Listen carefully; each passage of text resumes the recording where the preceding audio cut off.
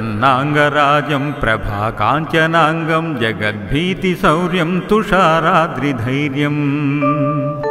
तृणीभूतहेतं रणोद्वद्विभूतं भजे वायुपुत्रं पवित्रम् भजे पामरं भावनी नित्यवासं भजे भालभानुप्रभाचारुभासम् भजे चन्द्रिकाकुन्दमन्दारहासं भजे सन्ततं रामभूपालदासम् भजे लक्ष्मणप्राणरक्षातिरक्षं भजे तोषितानेकगीर्वाणपक्षम् भजे घोरसङ्ग्रामसीमाहताक्षं भजे रामनामातिसम्प्राप्तरक्षम् कृताभीलनादिक्षिप्तपादं घनक्रान्तभृङ्गं कटुस्तोरुजङ्गम् वियुज्याप्तकेशं भुजाश्लेषिताश्मं जयश्रीसमेतं भजे रामदूतम् चलिद्बालगात्रं भ्रमचक्रवालं कठोराट्टहासं प्रभिन्नाब्जिजाण्डम् महासिंहनादाद्विशीर्णत्रिलोकं भजे चाञ्जनेयं प्रभुं वज्रकायम् रणे भीषणे मेघनादे सनादे सरोषे समारोपणामित्रमुख्ये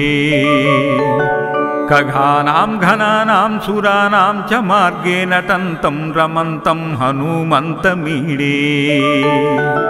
घनद्रन्तजाम्बारिदम्भोळिधारं घनद्धन्तनिर्धूतकालोग्रदन्तम् पदाघातभीताब्धिभूतादिवासं रणक्षोणिदक्षं भजे पिङ्गलाक्षम् महाग्राहपीडं महोत्पातपीडं महारोगपीडां महातीव्रपीडाम् हरत्यास्तु तापेदपद्मानुरक्तो नमस्ते कपिश्रेष्ठ रामप्रियाय सुधा सिन्धुमुल्लङ्घ्यनादो प्रदीप्तः सुधा चौषधिस्ता प्रगप्तप्रभावः क्षदद्रोणशैलस्य सारेण सेतुं विना भूस्वयं कः समर्थः कपीन्द्रः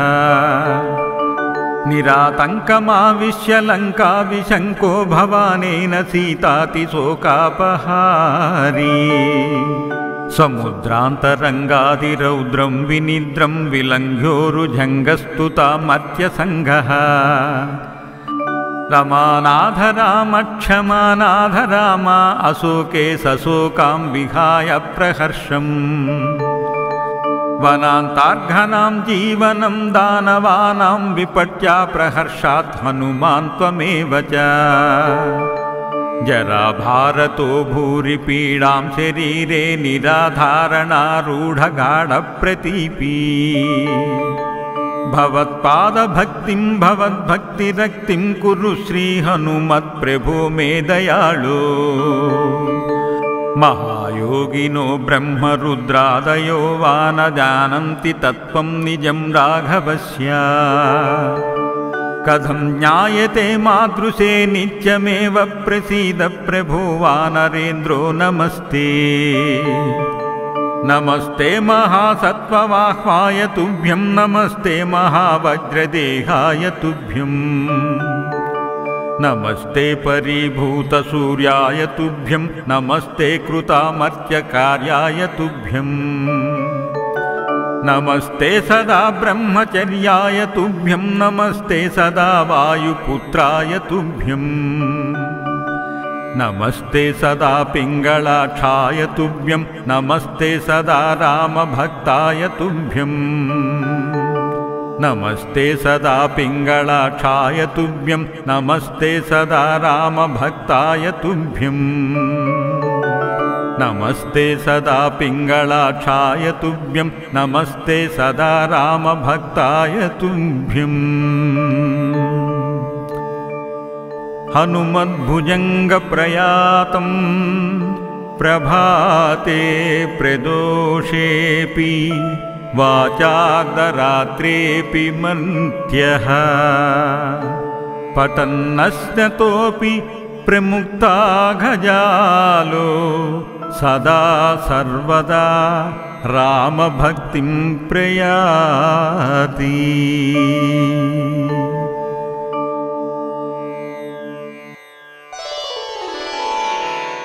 प्रसन्नांगराजं प्रभाकाञ्चनांगं जगद्भीतिशौर्यं तुषाराद्रिधैर्यं तृणीभूतहेतं रणोद्वद्विभूतं भजे वायुपुत्रं पवित्रं भजे पामरं भावनी नित्यवासं भजे भालभानुप्रभाचारुभासम् भजे चन्द्रिकाकुन्दमन्दारहासं भजे सन्ततं रामभूपालदासं भजे लक्ष्मणप्राणरक्षातिरक्षं भजे तोषितानेकगीर्वाणपक्षं भजे घोरसङ्ग्रामसीमाहताक्षं भजे रामनामातिसम्प्राप्तरक्षम् कृताभीलनादिक्षिप्तपादं घनक्रान्तभृङ्गं कटुस्तोरुजङ्गम् वियुज्याप्तकेशं भुजाश्लेषिताश्वं जयश्रीसमेतं भजे रामदूतं चलिद्बालगात्रं भ्रमचक्रवालं कठोराट्टहासं प्रभिन्नाब्जिजाण्डम् महासिंहनादाद्विशीर्णत्रिलोकं भजे चाञ्जनेयं प्रभुं वज्रकायम् रणे भीषणे मेघनादे सनादे सरोषे समारोपणामित्रमुख्ये खगानां घनानां सुराणां च मार्गे नटन्तं रमन्तं हनुमन्तमीडे घनद्रन्तजाम्बारिदम्भोळिधारं घनद्धन्तनिर्धूतकालोग्रदन्तं पदाघातभीताब्धिभूतादिवासं रणक्षोणिदक्षं भजे पिङ्गलाक्षं महाग्राहपीडं महोत्पातपीडं महारोगपीडां महातीव्रपीडाम् हरत्यास्तु तापेदपद्मानुरक्तो नमस्ते कपिश्रेष्ठ रामप्रियाय सुधा सिन्धुमुल्लङ्घ्यनादो प्रदीप्तः सुधा चौषधिस्ता प्रगप्तप्रभावः क्षदद्रोणशैलस्य सारेण सेतुं विना भूस्वयं कः समर्थः कपीन्द्रः निरातङ्कमाविश्य लङ्काविशङ्को भवानेन सीतातिशोकापहारी समुद्रान्तरङ्गादिरौद्रं विनिद्रं विलङ्घ्योरुजङ्गस्तुतामत्यसङ्घः रमानाथ राम क्षमानाथ राम अशोके सशोकां विहाय प्रहर्षम् वनान्तार्घनां जीवनं दानवानां विपट्या प्रहर्षात् हनुमान् त्वमेव च जराभारतो भूरि पीडां शरीरे निराधारणारूढगाढप्रतीपी भवत्पादभक्तिं भवद्भक्तिरक्तिं कुरु श्रीहनुमत्प्रभो मे दयाळो महायोगिनो ब्रह्मरुद्रादयो वा न जानन्ति तत्त्वं निजं राघवस्य कथं ज्ञायते मादृशे नित्यमेव प्रसीद प्रभो वानरेन्द्रो नमस्ते नमस्ते महासत्त्ववाह्वाय तुभ्यं नमस्ते महावज्रदेहाय तुभ्यम् नमस्ते परिभूतसूर्याय तुभ्यं नमस्ते कृतामर्त्यकार्याय तुभ्यं नमस्ते सदा ब्रह्मचर्याय तुभ्यं नमस्ते सदा वायुपुत्राय तुभ्यं नमस्ते सदा पिङ्गलाक्षाय तुभ्यं नमस्ते सदा रामभक्ताय तुभ्यं नमस्ते सदा पिङ्गलाक्षाय तुभ्यं नमस्ते सदा रामभक्ताय तुभ्यं नमस्ते सदा पिङ्गलाक्षाय तुभ्यं नमस्ते सदा रामभक्ताय तुभ्यम् हनुमद्भुजङ्गप्रयातं प्रभाते प्रदोषेऽपि वाचार्धरात्रेऽपि मन्त्यः पठन्नश्नतोऽपि प्रमुक्ताघजालो सदा सर्वदा रामभक्तिं प्रयाति।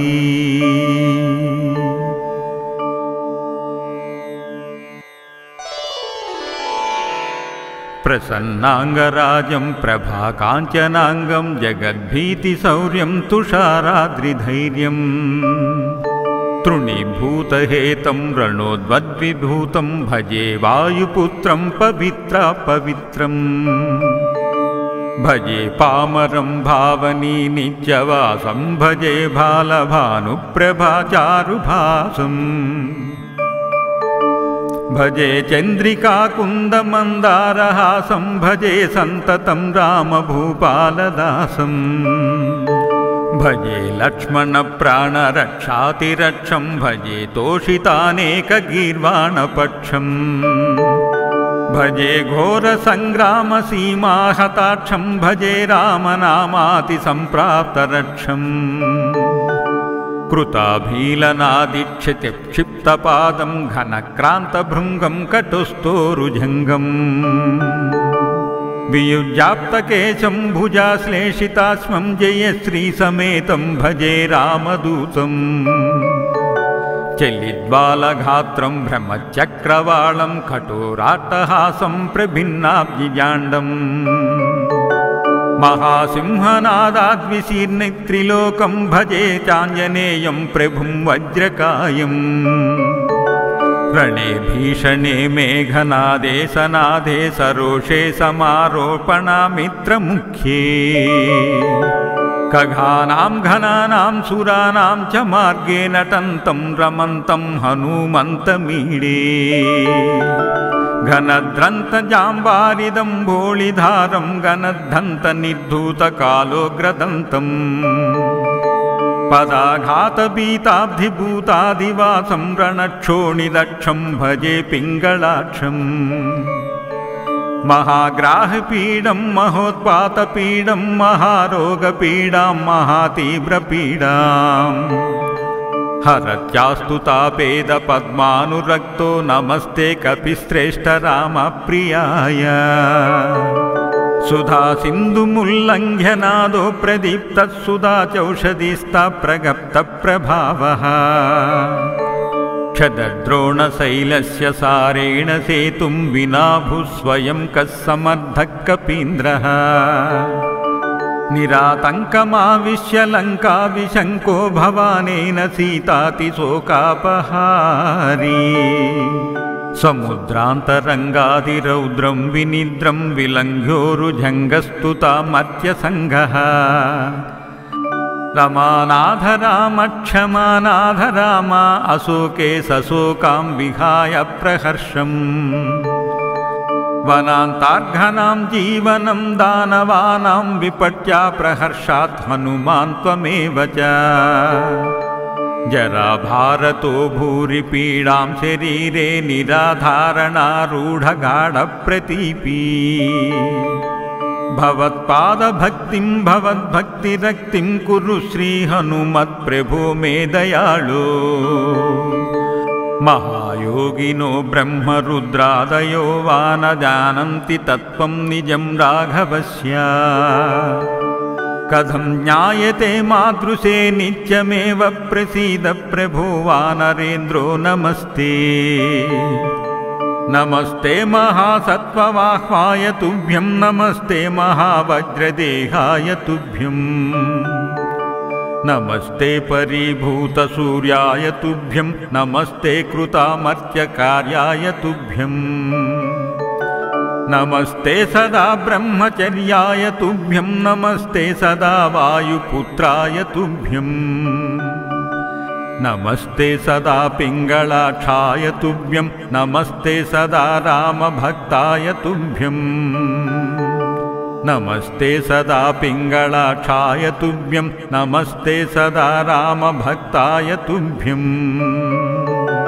नमस्ते सदा पिङ्गलाक्षाय तुभ्यं नमस्ते सदा रामभक्ताय तुभ्यम् हनुमद्भुजङ्गप्रयातं प्रभाते प्रदोषेऽपि वाचार्धरात्रेऽपि मन्त्यः पठन्नश्नतोऽपि प्रमुक्ताघजालो सदा सर्वदा रामभक्तिं प्रयाति।